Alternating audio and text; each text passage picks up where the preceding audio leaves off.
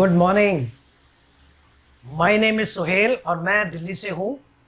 आज हम last topic करेंगे solution chapter class 12th, that is abnormal molecular masses. पिछले लेक्चर्स में आपने सारी कॉलिगेटिव प्रॉपर्टीज कर ली थी, ठीक है। और कॉलिगेटिव प्रॉपर्टीज चार ही हैं आपके कोर्स में: elevation in boiling point, depression in freezing point, osmotic pressure and relative lowering of vapour pressure.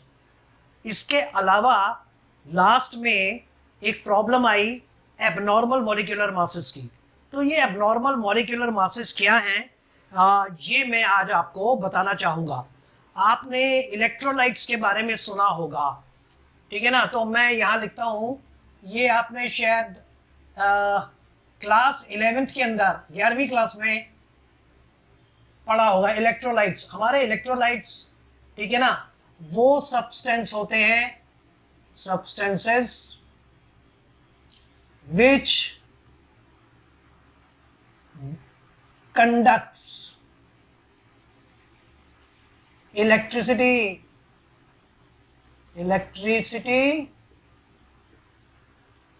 in aqueous form। यानी कि जब उनको पानी में घोला जाता है तो वो इलेक्ट्रिसिटी कंडक्ट करते हैं। ये हमारे दो तरह के होते हैं, स्ट्रॉन्ग और वीक इलेक्ट्रोलाइट्स। स्ट्रॉन्ग इलेक्ट्रोलाइट्स में एसिड्स आते हैं, बेसेस आते हैं और सॉल्ट्स आते हैं। इसके अंदर भी एसिड्स आते हैं, बेसेस आते हैं और स्पेरिंगली सॉल्युबल सॉल्ट्स आते हैं। सॉल्युबल सॉल्ट्स आप लैपटॉप पे देखना, थोड़ा सा ये बढ़ा के देख लेना आप ब्राइटनेस, और ईयरफोन से आप सुनेंगे तो काफ़ी अच्छा सुनाई देगा। तो एसिड्स के अंदर HNO3, H2SO4, ठीक है ना, हाइड्रोक्लोरिक एसिड, ये सारे जो है वो स्ट्रॉन्ग में आते हैं। बेसिस में NaOH हो गया, is that right, HCl, NaOH के बाद LiOH हो गया, राइट, ये स्ट्रॉन्ग बेसिस हैं, ठीक है। इसी तरह KOH हो गया, ओके। वेयर एज सॉल्ट्स में आपके ऑल सॉल्ट्स, NaCl, ठीक है, KCl, right, MgCl, 2 and so on and so fourth. इसमें एसिड्स के अंदर carbonic acids H2CO3, right, H3PO4, okay. ये जो एसिड्स हैं ये आपके वीक एसिड्स हैं, that is CH3COH।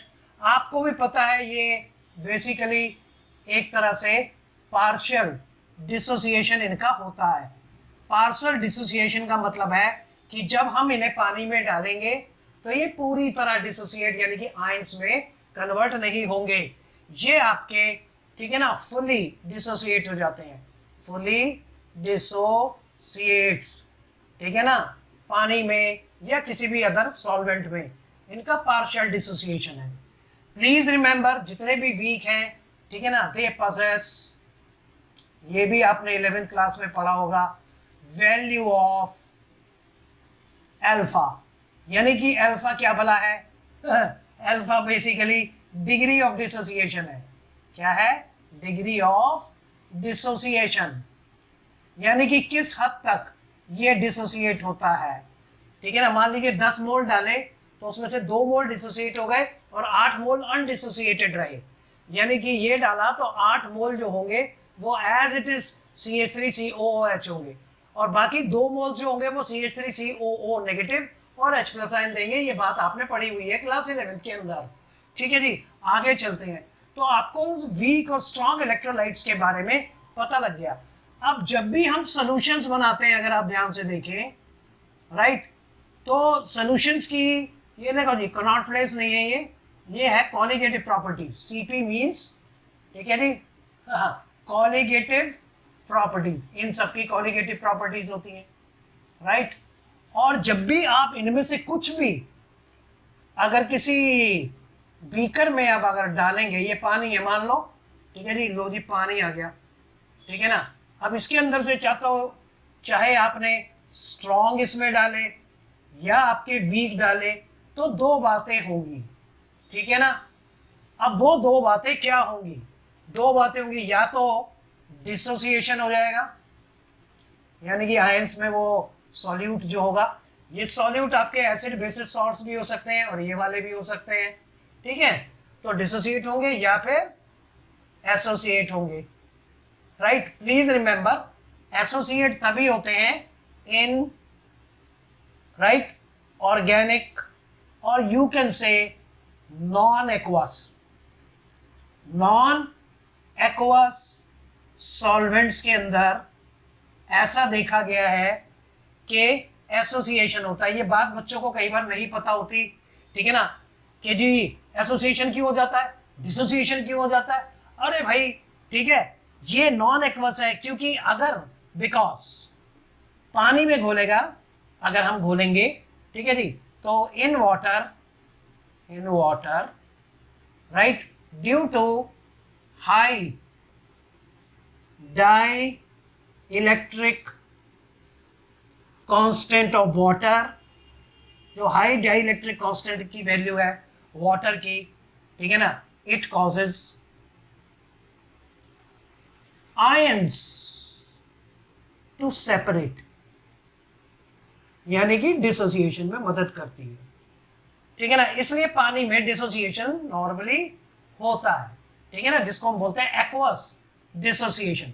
Apparent value of dissociation मतलब कि एसोसिएशन और डिसोसिएशन की परसेंटेज भी होती है, प्लीज रिमेंबर, ठीक है ना। तो ये सब यहां जब आप सॉल्यूशन के अंदर इसको डालेंगे तो ये सारी कहानी होगी। क्लियर हो गया यहां तक बात? तो बेसिकली ये सीपी कॉलिगेटिव प्रॉपर्टी से इनका क्या रिलेशन है, इन सब का, एसोसिएशन का, डिसोसिएशन का, ठीक है जी। लेट्स सी, मैं आपको एक बार और इसको समझाने की पूरी कोशिश करता हूं। कोशिश क्या करता हूं, आ ही जाएगा समझ में, ठीक है जी, क्योंकि बहुत सारी क्वेश्चंस आपके आते हैं जो बच्चों को क्लियर नहीं हो पाते। प्लीज रिमेंबर, जितनी भी ऑल कॉलिगेटिव प्रॉपर्टीज, मैं कॉलिगेटिव प्रॉपर्टीज को सीपी लिखूंगा, थोड़ा टाइम बच जाएगा, ठीक है जी। तो ऑल कॉलिगेटिव प्रॉपर्टीज, ठीक है ना, एंड वैल्यूज कैलकुलेटेड, ठीक है ना, फ्रॉम दीज प्रॉपर्टीज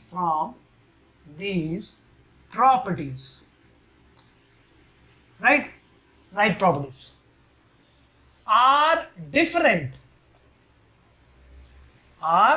different, ठीक है जी।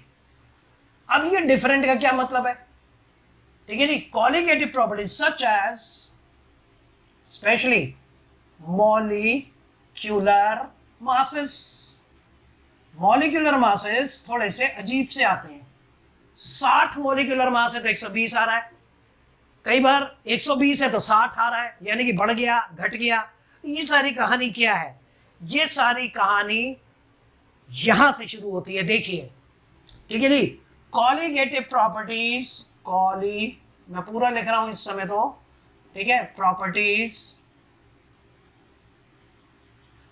Are inversely proportional to molecular masses. ये बात आप जरूर याद रखना, ये बात जब आप याद रखोगे, इसको आप डब्बे में बंद कर लो, ये डब्बा सा बन गया, ठीक है जी। यानी कि जब जब कॉलिगेटिव प्रॉपर्टीज घटेंगी मॉलिक्यूलर मासेस बढ़ जाएंगे, राइट। अब ये बढ़ेंगे या घटेंगे, इनको हम क्या बोलते हैं, ठीक है जी। तो आप कह सकते हैं कि दो तरह की वैल्यूज होती हैं, एक तो ऑब्जर्व्ड वैल्यूज, राइट, और एक होती हैं नॉर्मल वैल्यूज, यानी कि कैलकुलेटेड वैल्यूज। प्लीज रिमेंबर, बच्चों को कई बार नहीं में आता समझ में, calculated value is equal to normal value. Normal, जो भी इलेक्ट्रोलाइट आप इसके अंदर बीकर में डालेंगे यहाँ, राइट, ये आपका पानी है, राइट, और ऊपर से आपने क्या डाला है, हम डायरेक्ट ये लिख देते हैं जर्नल टर्म, ठीक है, टर्म इलेक्ट्रोलाइट, ठीक है ना। वो वीक हो, स्ट्रॉन्ग हो, एसिड हो, बेसिस हो, सॉल्ट हो, ठीक है ना, कैलकुलेटेड। और ऑब्जर्व्ड क्या है, ऑब्जर्व्ड इज एबनॉर्मल, यानी जो नॉर्मल नहीं है वो एबनॉर्मल ही तो होगा, है कि नहीं? आपका बिहेवियर, किसी का भी बिहेवियर नॉर्मल नहीं है तो वो एबनॉर्मल होगा, और जिसका बिहेवियर नॉर्मल है वो बिल्कुल ठीक होगा, तो वो कैलकुलेटेड। तो ये है। अब देखिए, तो कॉलिगेटिव प्रॉपर्टीज, ये तो हो गया point number 1। Point number 2, colligative properties are, आपको भी पता है, डायरेक्टली प्रोपोर्शनल किसके हैं? Number of moles of solute. ये बात भी डब्बे में बंद कर ली हमने, और हमें ये पता लग गया। अब देखो, मैं आपको यहाँ पे समझाता हूँ। एक मान लो बीकर है, 500 ml पानी है, लो जी 500 ml वाटर ले लिया। 1 लीटर में हम मोलारिटी निकाल सकते हैं, ठीक है जी। 500 ml वाटर, राइट। इसमें हमने 10 मोल्स CH3COOH के डाले, राइट। अब ये देखो, मान लो यहाँ पे पानी ना लेके, ठीक है जी, मैंने बेंजीन ले लिया। बेंजीन एक नॉन एक्वस है। क्या है? Non aqueous. और आपको भी पता है नॉन एक्वस में क्या होगा। नॉन एक्वस में क्या होगा? कितने डाले? 10 मोल्स, ठीक है जी। ये 10 मोल्स डाले, मैं इसी का एग्जांपल ले रहा हूं, ठीक है। जब 10 मोल डाले तो आपको भी पता है कि ये एसोसिएट हो जाएगा, राइट। कैसे एसोसिएट हो जाएगा?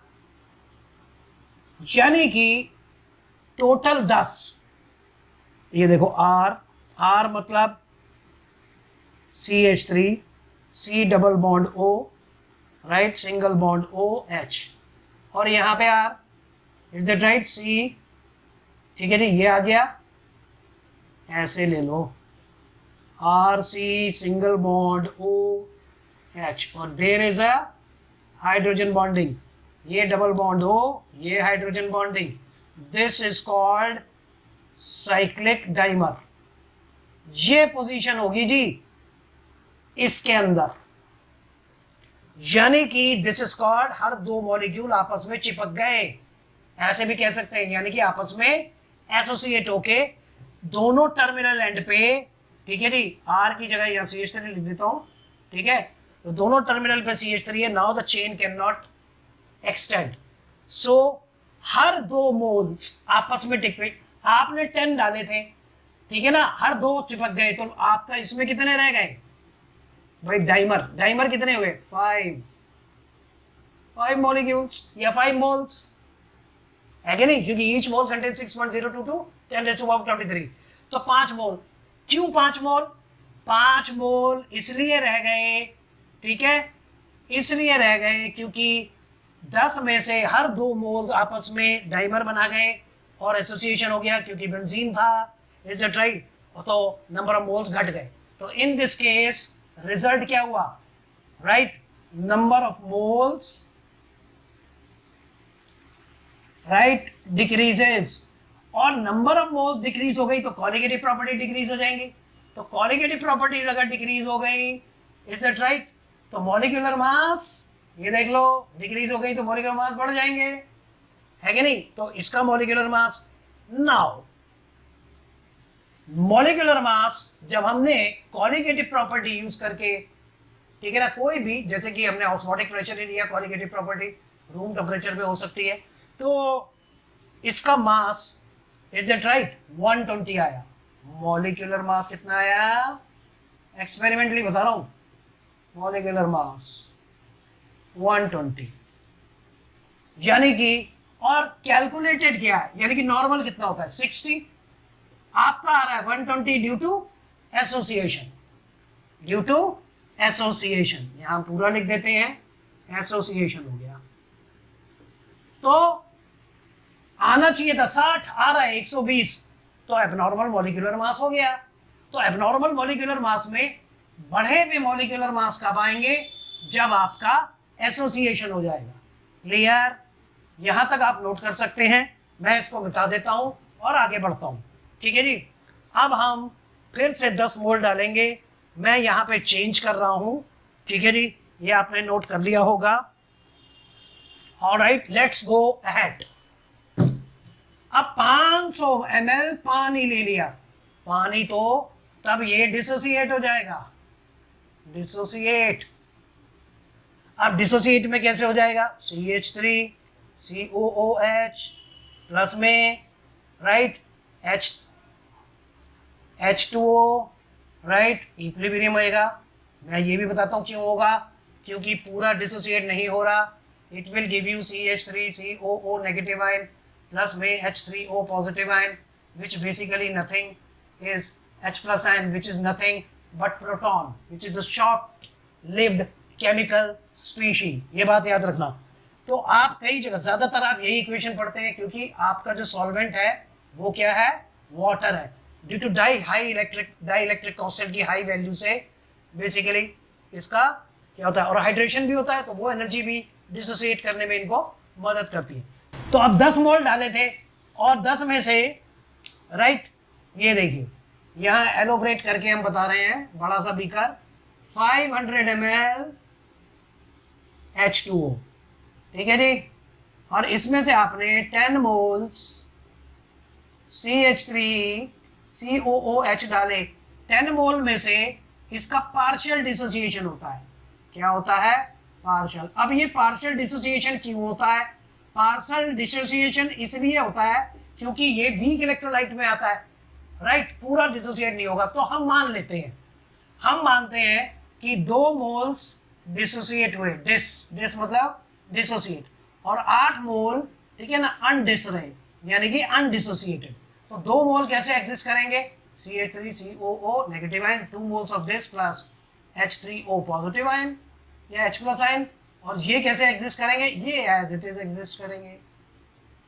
यानी 8 मोल्स इसी तरह है अनडिसोसिएटेड, और जो 2 मोल थे वो इतने हैं, यानी कि डिसोसिएटेड और अनडिसोसिएटेड में इक्विलिब्रियम अटेन हो जाएगा, इसलिए इक्विलिब्रियम लगा है। क्लियर, इक्विलिब्रियम इसलिए लगा है क्योंकि पार्शियल डिसोसिएशन है, फुल्ली डिसोसिएट नहीं हो रहा, ठीक है जी।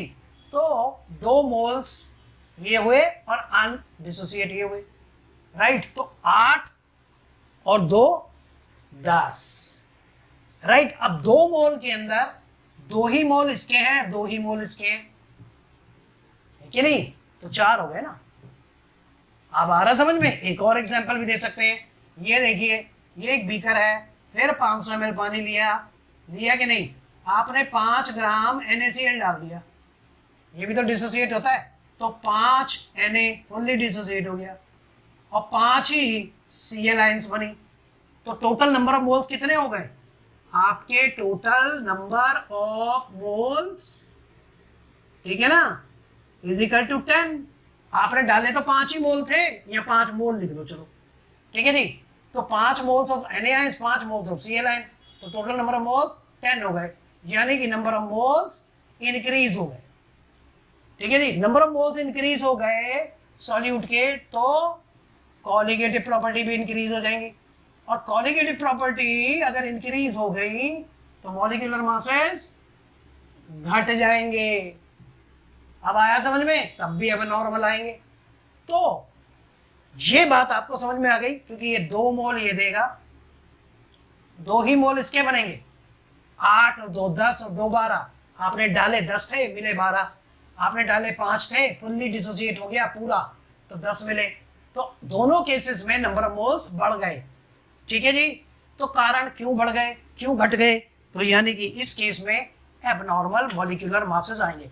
तो अब एक नॉर्मल क्वेश्चन आपका स्कूल्स में आता है, क्या स्कूल में क्वेश्चन आता है, why abnormal molecular masses are observed, let's see, ठीक है ना। एबनॉर्मल आएगा तो कभी नहीं, abnormal molecular masses are observed, क्यों ऑब्जर्व किया जाता है, observe due to number 1, number 2, number 3, either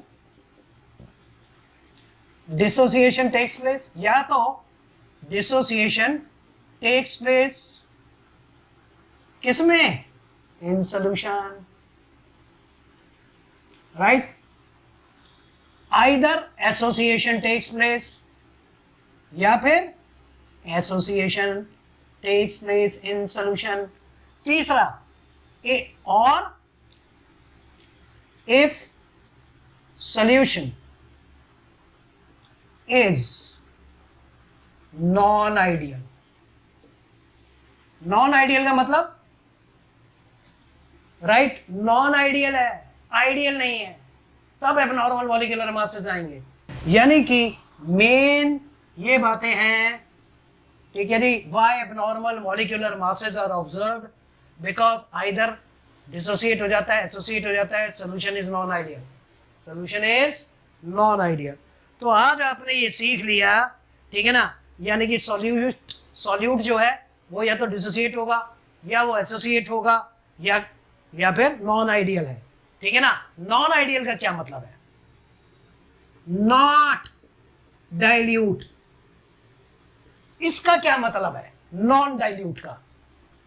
अगर नॉन डाइल्यूट है तो इसका मतलब कंसंट्रेशन ज्यादा है। अब कंसंट्रेशन ज्यादा है तो या तो फिर आपका डिसोसिएशन होगा या एसोसिएशन होगा, डिपेंडिंग अपॉन क्या आपने डाला क्या है उसके अंदर। एक बात, ठीक है जी, colligative CP are valid only for solutions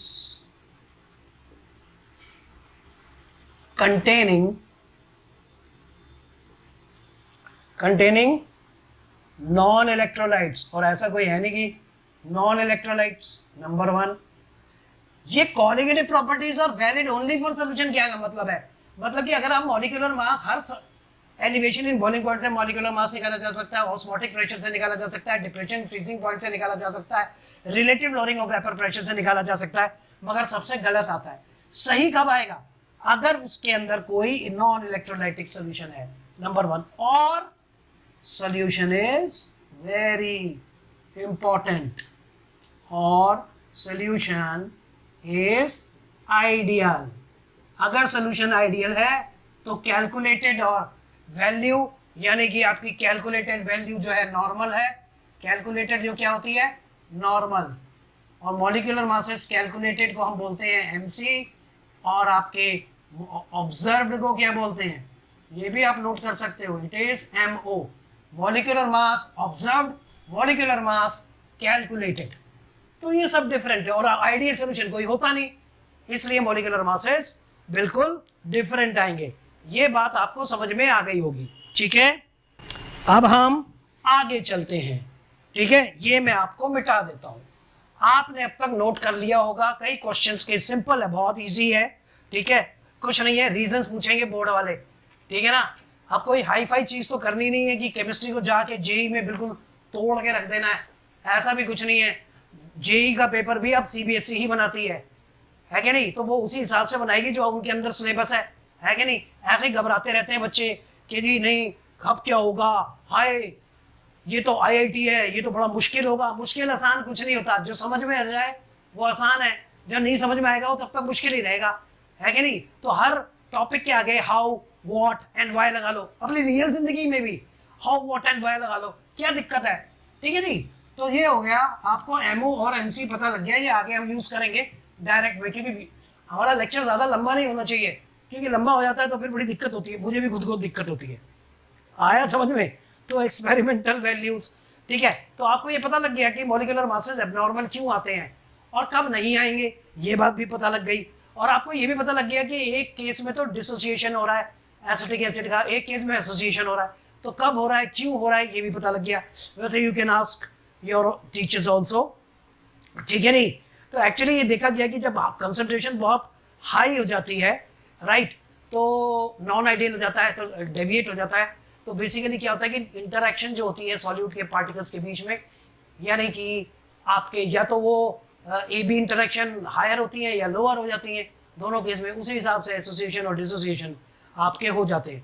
तो दिस बेसिकली इंटरैक्शन कॉज करते हैं क्या, कि किसी भी सोल्यूशन का डेविएशन क्यों होता है, क्योंकि जी हु इज रिस्पॉन्सिबल, MCQ में आ सकता है, फॉर डेविएशन, सर कंसंट्रेशन। अब कंसंट्रेशन ऑप्शन नहीं दिया तो बेसिकली आप कह सकते हो इंटरमॉलिक्यूलर इंटरैक्शंस जब भी हायर होंगी लोअर होंगी उसी हिसाब से डेविएशन पॉजिटिव नेगेटिव होगा। तो ये क्वेश्चंस आपके इजी हैं, थ्योरेटिकल क्वेश्चंस हैं, कोई ऐसी दिक्कत नहीं है।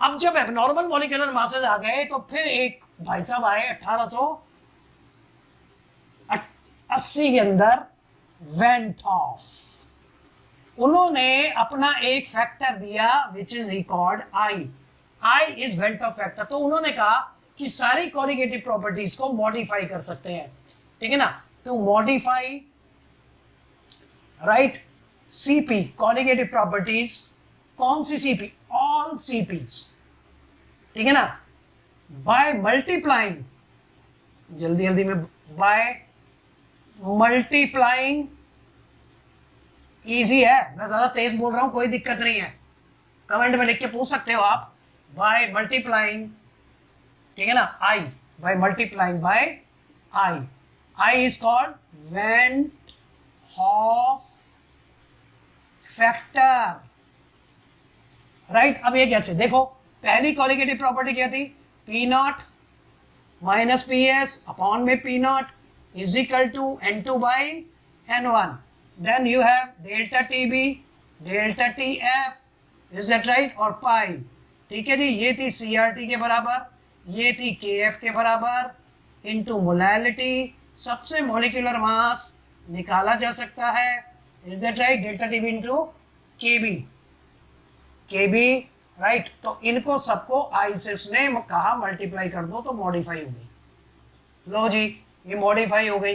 प्लीज रिमेंबर, कभी भी मॉलिक्यूलर मासेस निकाल रहे होंगे आप, आई से मल्टीप्लाई जरूर कर देना, ठीक है जी। ये कॉलिगेटिव प्रॉपर्टीज आप नोट कर लीजिए या पॉज करके नोट कर लीजिए, मैं मिटाने जा रहा हूँ, ठीक है। आगे चलते हैं, तो वेंट ऑफ भाई साहब ने क्या कहा कि मेरा फैक्टर, तो उसने कहा कि वेंट ऑफ फैक्टर आई की वैल्यू का मतलब क्या है, आई की वैल्यू उसने कहा एम, हाँ जी, normal upon abnormal, normal upon abnormal, यानी कि नॉर्मल का मतलब हो गया कैलकुलेटेड, ठीक है ना, एम सी यानी कि कैलकुलेटेड वैल्यू जो आ रही है, अपॉन में M O that is observed, ये observed I, right, M O, M C upon M O, is that right, is the value of I, clear. Observed का मतलब मैं आपको एक और बात बता दूं, normal calculated property, observed calculated property, यानी कि एक्सपेरिमेंटली ऑब्जर्व्ड, एक्सपेरिमेंटली ऑब्जर्व मतलब कि जो आपने एक्सपेरिमेंट किया, ठीक है, उसके हिसाब से ये वैल्यू कितनी आ रही है, ऐसा बुक्स में दिया हुआ है, ठीक है। आई, अब फॉर एग्जाम्पल उसने ये भी कहा आई जो है अगर ग्रेटर देन 1 आए, या तो आई लेस देन 1 आएगा, या आई इक्वल टू 1 आएगा।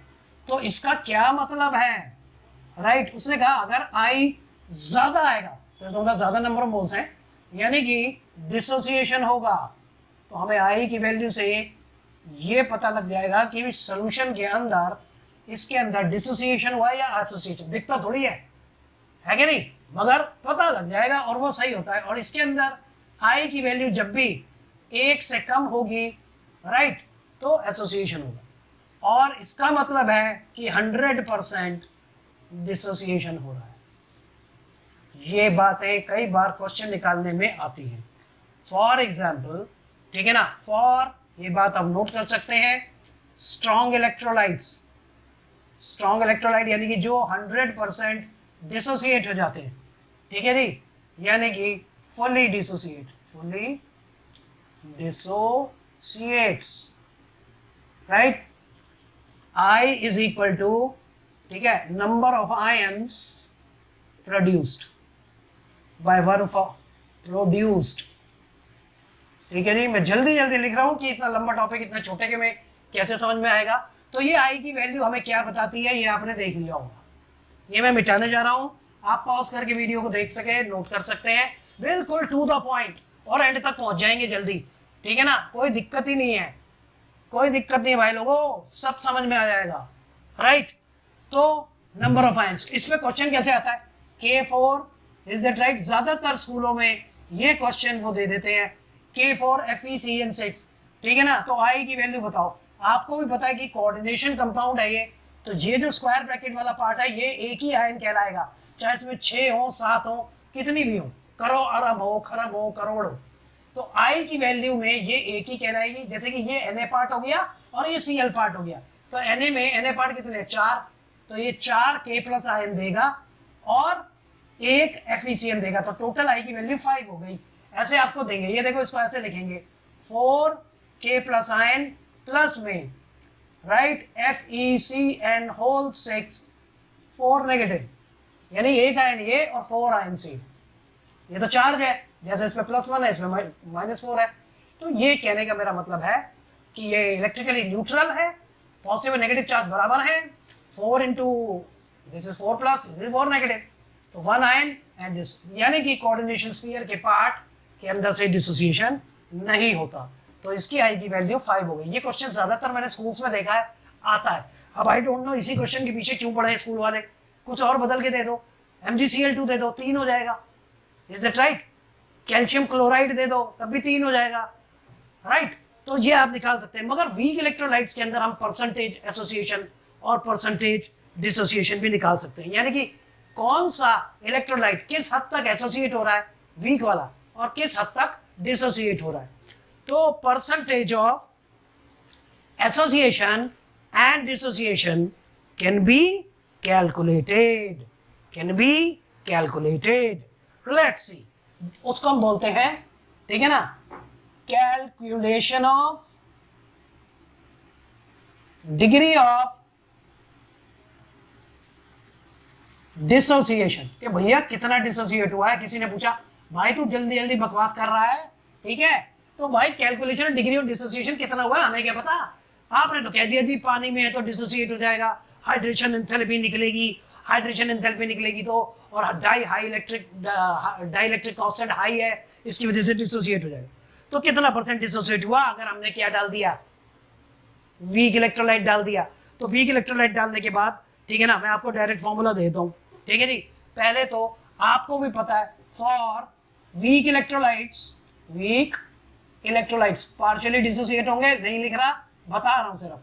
फॉर वीक इलेक्ट्रोलाइट्स, ठीक है ना, वी हैव, क्या होता है हमारे पास, we have alpha. What is alpha? Alpha is degree of dissociation. भाई ऐसी तरह अल्फा डिग्री ऑफ एसोसिएशन भी हो सकता है, ठीक है जी। तो degree of dissociation is equal to क्या होता है, नंबर ऑफ मोल्स जितने डिसोसिएट हुए हैं सॉल्यूट के, number of moles of solute, ठीक है जी। क्या डिसोसिएटेड, फटाफट लिख रहे हैं, dissociated divided by total number of moles, total number of moles, ठीक है ना। एंड मॉडिफाइड फॉर्म, ये तो अल्फा की वैल्यू हो गई जो 11वीं क्लास में ओसवाल्ड डाइल्यूशन लॉ में आपने पढ़ा होगा। तो इसके अंदर जो डिग्री ऑफ क्या कहते हैं आपका डिसोसिएशन है, ठीक है ना, वो उसकी आप direct alpha will be equal to MC minus MO।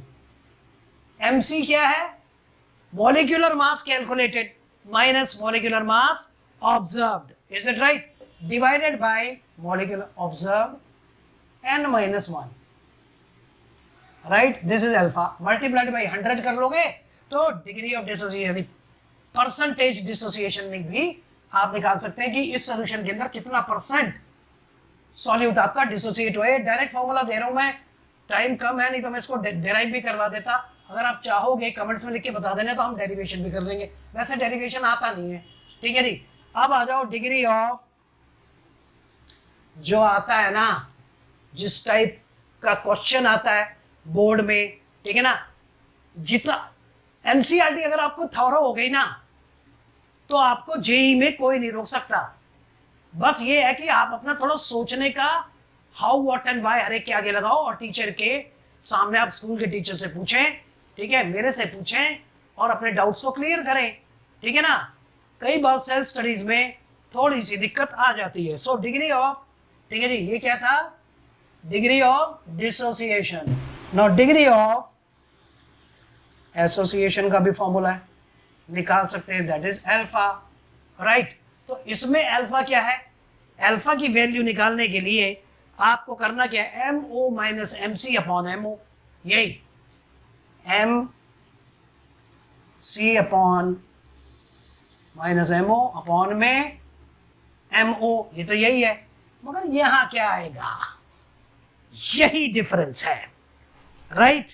यहां पे आपको क्या लिखना है, इसको आप अलग से ही लिख लो तो n upon n minus one, -1 और +1, -1, इससे आप मल्टीप्लाई कर दो।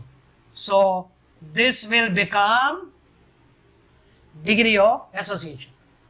प्लीज रिमेंबर, जैसे कि हमने लिखा था CH3COOH प्लस में वाटर, ठीक है, इक्विलिब्रियम हो गया, CH3COO नेगेटिव आयन प्लस में H प्लस आयंस, या H plus ion will exist as H3O ion. इसकी कंसंट्रेशन इनिशियल कितनी थी, IN मतलब इनिशियल कंसंट्रेशन थी 1 मोल से हमने शुरू किया, ठीक है ना। तो ये आपके 0 थे, कारण क्योंकि अभी रिएक्शन चला नहीं, जैसे ही चला और इक्विलिब्रियम अटेन हुआ, at equilibrium this is 1 minus alpha, this is आपकी, ठीक है जी, यानी कि इसकी कंसंट्रेशन थी C इज 1, तो 1 में से अल्फा बने तो ये C अल्फा और ये C अल्फा हो गया, इज दैट राइट। तो एट इक्विलिब्रियम पे, तो देयर इक्विलिब्रियम पे ये था, राइट। तो K की वैल्यू क्या होगी, C alpha square, right, C alpha into C alpha, right. So this is C square alpha square upon में 1 माइनस अल्फा, राइट। ये क्या है, अगर आप इसकी 1 लेते तो 1 में से ही तो ये बन रहे हैं, तो ये हो गई 1, ये भी 1, उसमें से अल्फा ये बन गए और अल्फा ये बन गए, तो बेसिकली जो डिसोसिएशन कांस्टेंट है वो आपका आ जाएगा एंड में C अल्फा स्क्वायर अपॉन में 1 minus alpha, is that right. This is your Ka। इसमें से आप अल्फा की वैल्यू निकालोगे, ठीक है, तो टोटल नंबर ऑफ मोल्स जब आप निकालोगे तो इसको और इसको प्लस करोगे, ठीक है ना, डिसोसिएशन में बढ़ जाएंगे, तब अल्फा की वैल्यू आपकी क्या आ जाएगी, राइट। उस केस में ये हम डेरिवेशन आपको करा देंगे अगर if you are interested, right. वैसे it is there in the class 11 which you might have learned, right? So this is what is we conclude today the solution chapter. Hope you have understood it, ठीक है जी, आपको समझ में आ गया होगा। बाकी कोई भी डाउट हो आप मेरे से पूछ सकते हैं। Thank you very much.